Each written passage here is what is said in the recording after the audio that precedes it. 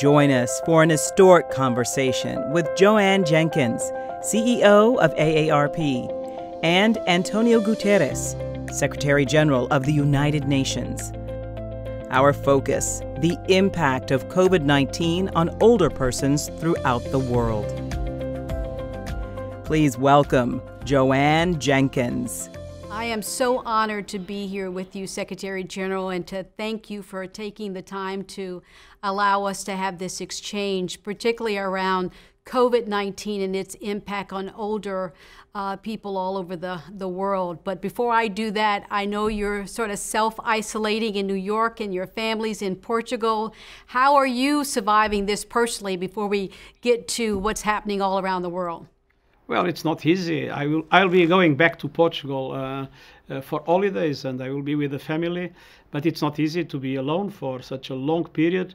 And of course, we have now all these virtual mechanisms. I've been able to talk to my wife, to my children, to my grandchildren, to my sister, to my mother. But of course, it's not the same. And obviously, even if it is absolutely remarkable how the technology now allows us to live in these very difficult circumstances, nothing replaces human contact. Touching people is very important, and especially, I mean, as you can imagine, my mother is now 97 years old. I'll be visiting her as soon as I get to Lisbon, and to touch, it's impossible not to touch. I mean, it is just to see on television, it's not the same. We need to feel this human contact, and so this is tough. But of course, at the same time, we are doing what we need to do, working based on our deep belief of international solidarity, and I hope that that work is useful. But I miss my family enormously, and I miss the physical contact with my family enormously. Well, I think you and I have that in common, because I think that human contact is so essential to our human survival to be able to do this. I know that for all of us here, we moved to telework on March 13th. So we've been teleworking, all of our employees all around the country. While the staff have been very creative in how they are approaching their social impact work and our advocacy work, it's not the same as having that face-to-face conversation. So we wish you and your family well, and you're blessed to have a mother that's 97 years old. So, but one of the things we want to talk about today is the impact of COVID-19 on older people. And we know that here in the U.S., 8 out of 10 COVID-19 deaths have been with people over the age of 65. And I'm wondering if you've seen that same kind of results around the world, and what are the implications for older people as we see this COVID-19 spreading all across the world?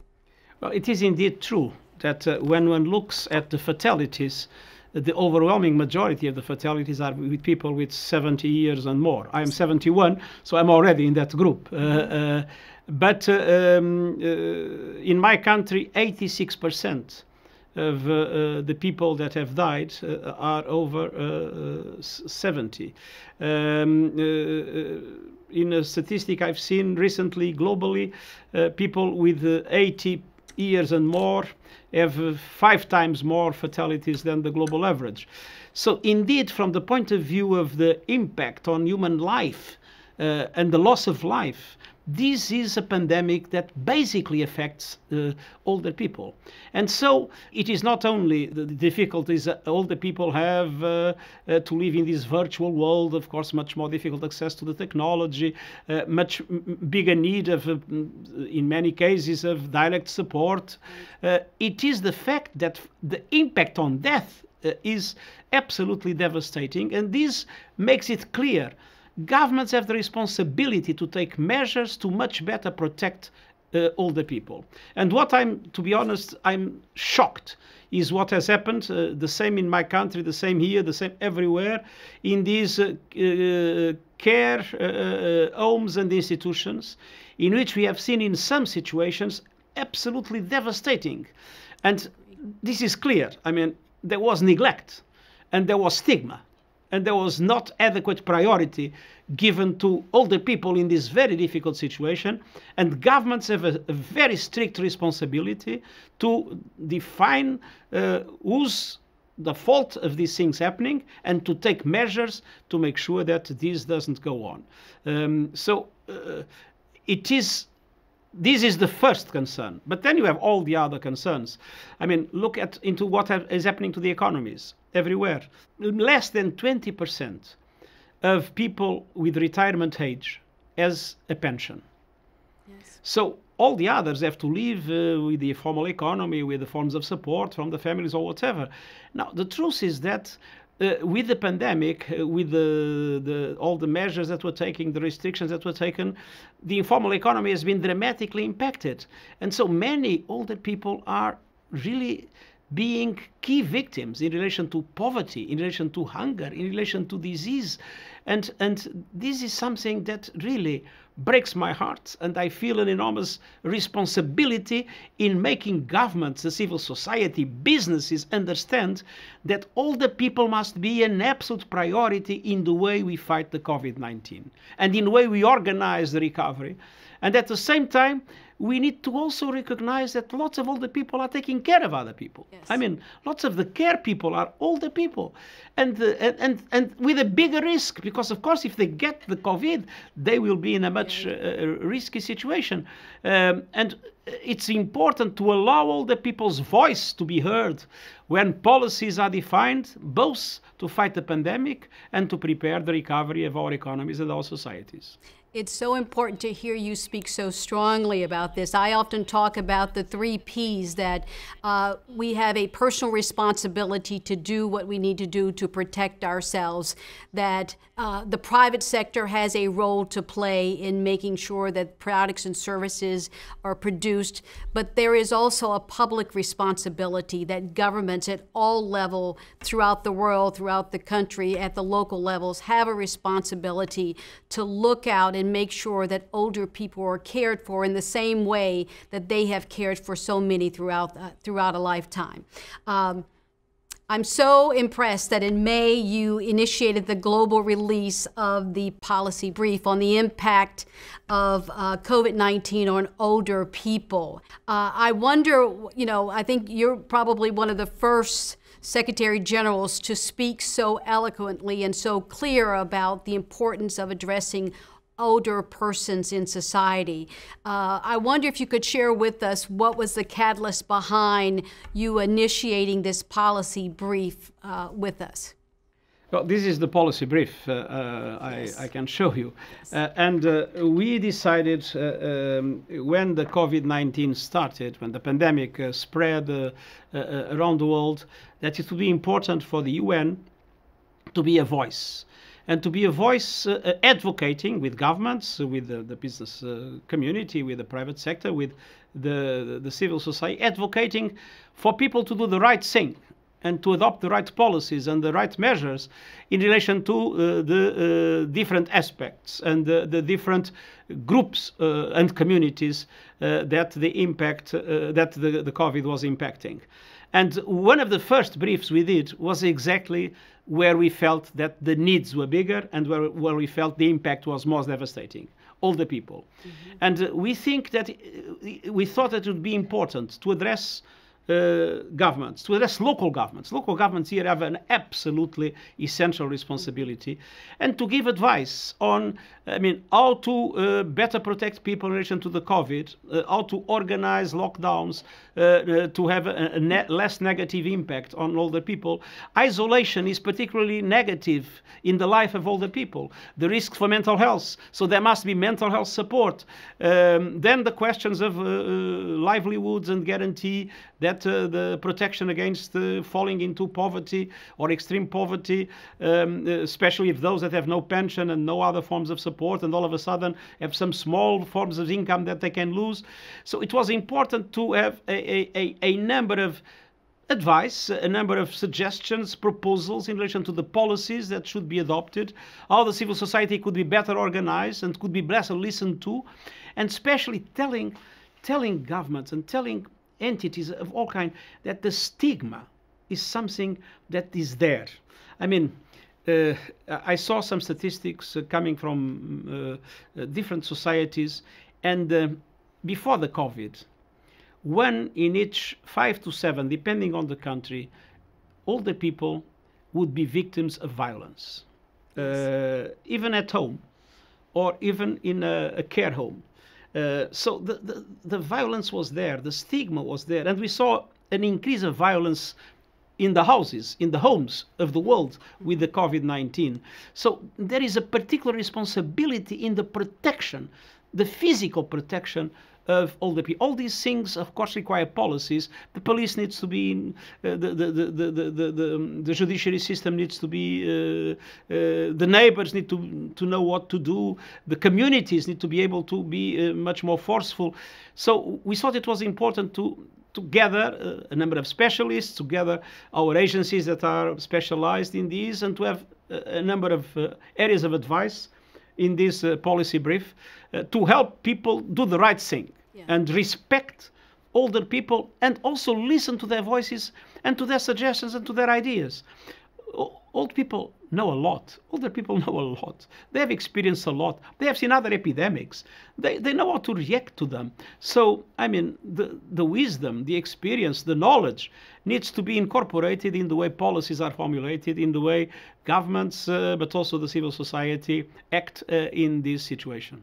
Well, we will certainly do our part here at AARP to share that policy brief, because we absolutely agree with you on particularly the wisdom and education that older people bring to society. And they're not just burdens, but they're also assets. And many of them are on the front lines of being caretakers themselves. You mentioned earlier care facilities, or nursing homes as we refer to them. I think what has been so devastating here in the U.S. is the number of nursing home residents who have succumbed to COVID-19.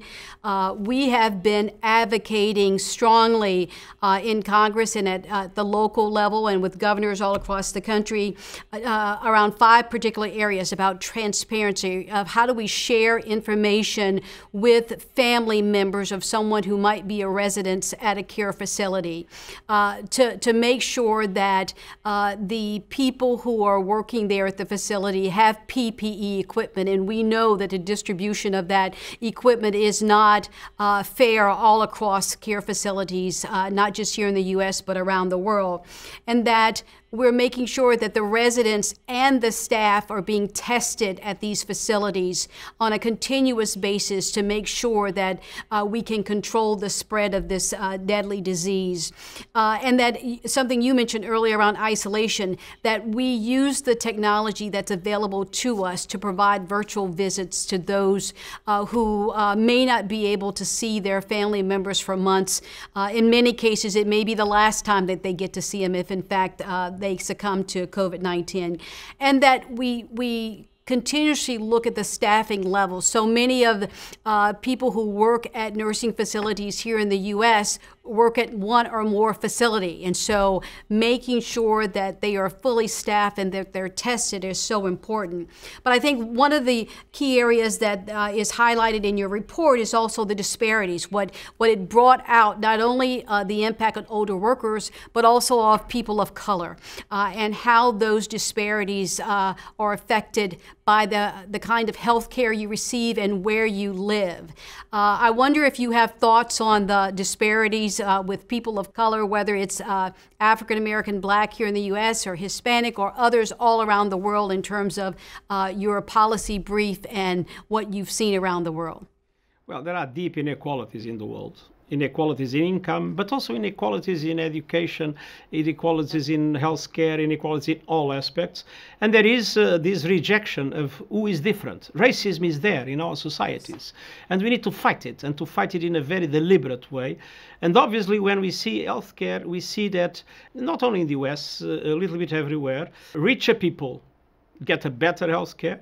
And not only that, communities, for instance, the Afro-American community in the United States has much higher levels of fatality than the majority of the population. And the same can happen with the minorities in different... Then, of course, racism, stigma, discrimination, all these things are there in societies everywhere. And elderly people is particularly vulnerable. I mean, others that are younger can eventually find ways, but elderly people is extremely vulnerable to these forms of discrimination, these forms of segregation.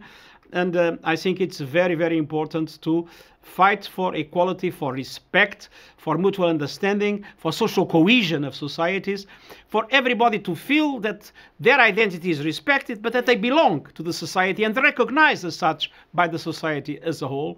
And this is in the first line of our concerns, because every form of discrimination, every form of stigma, every form of racism is the denial of the values of humankind and the denials of the values of the United Nations. I mean, the United Nations is based on respect for diversity. Diversity is a richness. It's not a threat. Diversity is a richness. But for diversity to be successful in a society and to benefit everyone, there needs to be a massive investment in social cohesion, an investment to make sure that everybody has the right opportunities and that equality prevails. And unfortunately, what we are witnessing around the world is that inequality is still a terrible problem, a terrible fragility of our societies, and one of the difficulties in fighting the COVID, by the way. And of course, in inequality, older people are more easily victimized than any other ones. I know I've heard you reference it, and I've seen from the materials I've seen from the World Economic Forum that next year's focus is going to be on a new social safety net. We often talk about it here in the U.S. As it relates to access to health care and Social Security. And I know I've heard you talk about a creation of a new social safety net that COVID-19 has brought to the forefront how vulnerable and fragile our healthcare systems are around the world, and how fragile the economic status is, particularly as it relates to pensions. I wonder if you think this will have legs, because obviously we need to readdress this. And we haven't had a major overhaul of that pension system over the last 30 years. But how might we be more successful garnering all of our resources together to push this agenda, not only at the UN, but at WEF and all these other organizations that are meeting around the world? I think it's essential to understand that as societies move and modernity is today everywhere, technology is everywhere, the nature of work is changing. And this probably will be an opportunity for older people, because the link between work, leisure, and other activities is going to change, and other activities will become more and more relevant. And in many of these other activities, older people have a competitive advantage. So we need to think in a different way. And one of the things I believe is that we need a new generation of social protection policies. I believe universal health care should be recognized as a basic right. It is in my country. Another thing that I think it's crucial, there is a very interesting proposal and an interesting debate around it of the so-called universal income. But one thing that we adopted in Portugal was, when I was in government, was a minimum family income. So every family, both Portuguese and residents, migrants would have the same right, would have the right to have a minimum guaranteed by the state, provided that they, of course, would comply with a number of things, that the children were in school and were vaccinated, that they would accept training programs to be able to reintegrate in the labor market. This was on top of the unemployment benefits and things of the sort. It was for those that all of a sudden would see themselves without anything. Mm-hmm. So this minimum income was guaranteed, and it was extremely successful to avoid extreme poverty. And now the idea of a universal basic income is a different idea, is a different concept. But what I believe is that we need to guarantee the human dignity of everybody. And we need to find a way for the human dignity of everybody to be respected. Now, solutions can be different from country to country. There are different traditions, different institutions, different forms of doing so. But to recognize that every single person is entitled to be recognized as a human being, and the dignity of that human being to be fully respected is essential. And part of it is to guarantee that they can have not only dignity, but a dignified life. Right. And that they will not suffer the terrible deprivation that we still see in areas of extreme poverty around the world. Dignity is what AARP, our organization that's over 60 years old, was really built on. Our founder talked about the importance of providing older people with dignity and purpose. I know what has been so close to my heart is about how do we address the issues of low-income, vulnerable people all over the world. And this particular pandemic, COVID-19, has really brought to the forefront the issue of isolation and how great the need is for people to have human connections. We at AARP, through our foundation, launched a program called Connect to Effect, to really figure out how do we provide access using virtual technology to people who have been in extended care in nursing facilities. And I'm pleased to say it has been a really big success, and we're trying to work with governors and elected officials all over the country to mandate that there is a virtual application available so that people can stay connected. But I would agree with you, as you said earlier, that nothing takes the place of human connection. And we see that more clearly when we have these disasters, whether it's a weather disaster or a financial disaster or one like we're going through now in terms of this health disaster, the need to be able to, not just for older people, but for people of all ages, how important it is to have that human connection. And so as I look at, I think the issue of isolation has been a big issue worldwide, particularly with older persons for many, many years. But I see this pandemic really raising the levels of isolation throughout the world. Wondering if there are things that you've seen around the world that should be replicated in trying to address these kinds of issues. I see that lots of communities have created mechanisms in which the community is providing the conditions for people not to feel isolated, with different mechanisms, in putting young people, contacting older people, generating activities in which everybody can participate, especially older people.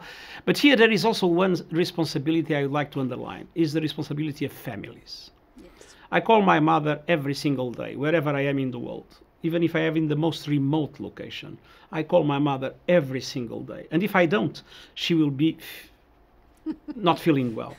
I mean, we sometimes tend to forget the older people of our families. No, it's very important that families assume their responsibilities. Of course, there are responsibilities for the community, there are responsibilities for the local government, there are responsibilities for governments, but families have a responsibility, and friends have a responsibility, and it's very important to provide families and friends with the mechanisms to maintain this contact. Sometimes it's not possible to do it physically, but let's not abandon people just to institutions. Let's make sure that we assume, each one of us assumes our responsibility to those we love, to those we care, to those that either are our members of our family or our friends, and that we don't just let institutions take care of them. It is the responsibility of each one of us, and it's very important that each one of us fully recognizes that responsibility. I find myself feeling fortunate because my two adult kids call or text me every day as well, and not everybody can say that. So I think that's part of putting the focus on family first, because in the end, that's, I think, what's so important. You mentioned earlier about scams and fraud and victims, particularly for older people. We've certainly seen those those who have tried to take advantage through this COVID-19, particularly on the financial side, as people have suffered, many with job losses or either trying to manage their pension dollars to be able to go through and survive through the month in terms of their financial situations. But we've also seen that this economic downturn as a result of businesses having to close down and its impact on older people as well. We certainly at AARP has been really focused on how do we educate our members and the general public about how to recognize scams and fraud, and to be able to get people to own their strength and be able to fight against these con artists. Is there something more that you would like to see us do, or how we can share more information around how to address scamming and fraud, particularly with older people? I think what you are doing is exactly what needs to be done, but I would add it's necessary to make authorities fully assume their responsibilities and to look into these situations proactively. Because some of these things will never be known. People are victims and they cannot give opportunity to people. Authorities should give information about the risks and give opportunity to people to denounce things that happen, and then to be effective in investigating and prosecuting. Because, we need to have the rule of law. And the law is also the best way to protect people, is to make sure that others respect the law in relation to them. And those scams are crimes, and those crimes need to be detected and punished. And so there is a lot that you can do, we can do, everybody can do, alerting people, making people be more able to protect themselves. But there is a lot authorities need to do to make sure that these things are properly investigated and properly prosecuted, and that those that do these kind of horrible things pay the price. And how can we empower the average person around the world to make their voice be heard in these areas? I know we do our best to make sure that we educate and inform our constituents around the power of their voice in pushing back against these scam artists and not be taken aback, whether it's on social media or whether it's financial abuse online or in person. What would you say to the older person out there who may have been a victim of scamming but are too embarrassed to come out and tell someone? Well, they should be able to tell someone, and there should be someone able to listen to. And that is where an organization like yours can help. It's important that the civil society is organized itself to give voice to the older people and to then act on behalf of them.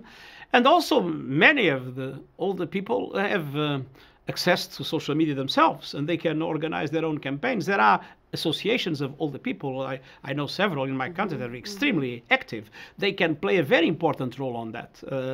Associations of retirees, associations of people of the different kinds. So the civil society doesn't end when we become old. When we become old, we are members, active members of the civil society, and we need to be active with our own organizations. And so support to the organizations that represent older people in the civil society is also something that the authorities must be able to do. And it is financial support, is technical support, and associations like yours play a very important role in creating the environment in society in which older people's voice can indeed be heard. Well, and you mentioned it earlier in one of your responses, but I think it's so important for us not just to see older people as victims, but also as part of the solution. So many older people in this around the world are continuing to work. They're particularly in service-related jobs, and they have enormous amount of wisdom and experience to offer to society. And I think that one of the issues that we've tried to address during this COVID-19 is just, yes, yes, older people are particularly vulnerable in this area, but they also, we shouldn't be judged just by an age or a number, that we really need to look at people for who they are and what they bring to society and how healthy they are at whatever age they are in doing that, particularly as certain people have underlying health conditions to be able to do it. But I think it's so important that the work that you are doing at the UN and your voice is so important, particularly on this issue of older persons, not just related to COVID-19, but the importance and value of older people all across the world to be able to do it. As we look ahead, I wonder, can you see a silver lining in this COVID-19 and the health crisis that we're going through now? When you look out, a year, 5 years, 10 years from now, what do you think we will have learned, or what should we learn from this crisis that we're in at this moment? I think we should learn how fragile the world is, how fragile our societies is. This virus is a microscopic virus, and it has put us on our knees. I mean, the world is being unable to respond in an effective way to a microscopic virus. Now, I mean, if you look into the risks of other pandemics, if you look into the risks of climate change, if you look into the risks of the chaos in the cyberspace that you have mentioned about social media, if you look at the risk even of proliferation of nuclear weapons that is there again, I mean, the world is so fragile that we need to unite, and we need to have solidarity, and we need to take profit of what we have, the best in our societies. And the best in our societies is also in our older people. And look at the demographic evolution that took place already in most of the developed countries. It's taking place even in countries like China and a little bit more everywhere. More and more, the relationship between age and life will change. There will be more and more people in the 70s, in the 80s, in the 90s, and more of them able to fully develop their activities as citizens and to fully contribute to the society. And it would be absolutely absurd to neglect them, because they are now an essential part of that society. So my appeal is that for all those with responsibilities at all levels, starting by each one's level in the family, in the society, in the community, for all to recognize that the contribution of all the people is absolutely essential for a better world. Well, Mr. Secretary General, I thank you for your time and for your wisdom, and particularly for your emphasis on older people all over the world. It's so important. We often at AARP talk about the longevity economy and the fact that people have the opportunity, if they have access to good health care and they take care of themselves and they eat right, the possibility of living to be 90 or 100 and beyond, and how we need to transform the way we live out our life stage and how we give back to society, and how we are better citizens all across the globe to be able to do this. I thank you for your leadership at the UN. We are going to be there with you in helping to lead this at any time. If you need us, we will be there, and we thank you for taking the opportunity to talk with us this afternoon. No, thank you very much, and congratulations on the fantastic work you are doing, and all the best success in all your activities and endeavors. Great. All the best. Thank you very much. Thank it was you. A great opportunity for me too. Thank you very much.